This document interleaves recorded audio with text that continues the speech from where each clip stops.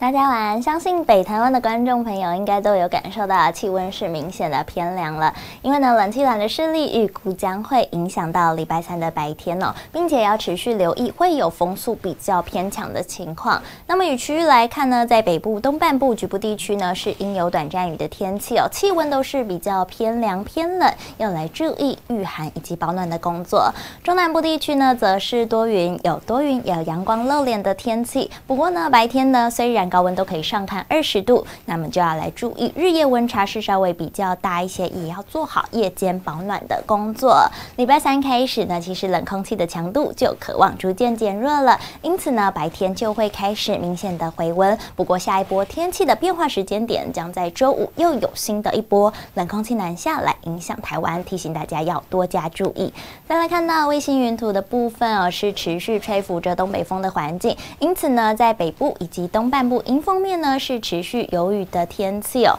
那么呢可以看到南方的部分，在菲律宾的东方有个热带扰动系统哦，它的水汽呢是遍及在巴士海峡以及台湾的东南部海域上，因此呢也为恒春半岛以及台东地区哦带来一些零星的短暂降雨机会。那么也因为这样子，北方有高压系统以及南方有低压系统哦，台湾夹在中间，因此气压梯度就稍微比较大一点，就造就了风速是有比较偏强的情况。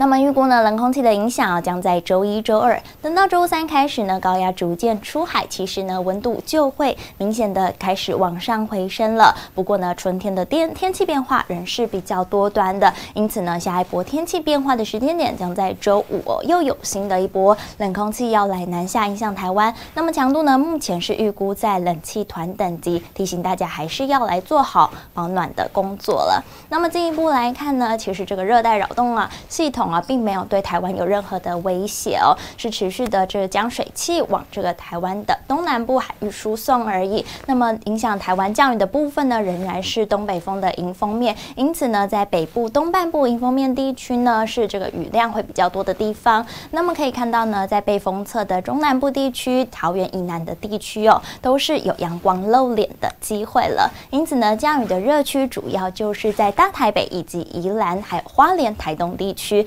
不过呢，会随着冷空气的减弱，可以看到降雨讯号都有明显的在减弱当中。不过下一波天气变化的时间点将落在周五，因此呢，雨量也会在开始的往上增加。再来关心一下温度方面哦，在北部地区，周一、周二是有感的降温了。不过随着周三那个冷空气开始减弱，可以看到呢，高温都有明显的在往上回升。不过等到周五，新的一波冷空气又在南下了，因此呢，温度又会在持续的下滑当中。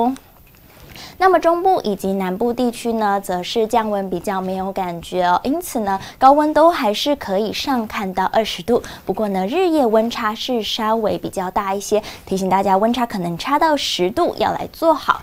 夜间的保暖工作。那么东半部地区跟北部地区一样，是在周一、周二降温比较有感，等到周三开始温度都有开始往上回升，高温可以来到23度。不过等到下一波冷空气开始逐渐的增强，高温又会在持续的下滑，提醒大家要多加的留意了。最后呢，是今天晚上到明天清晨各地的天气，东北风持续的吹拂依然是为大台北以及宜兰还有兰屿地区带来一些短暂的降雨机会，并且呢，这一波冷空气呢是有携带高浓度的境外污染来影响台湾，提醒大家呢要尽量的避免从事户外的剧烈活动，来保护呼吸道的健康了。那明天呢，冷气团持续的影响，要提醒大家要做好保暖的工作。以上就是今天的播报，我们下次再见。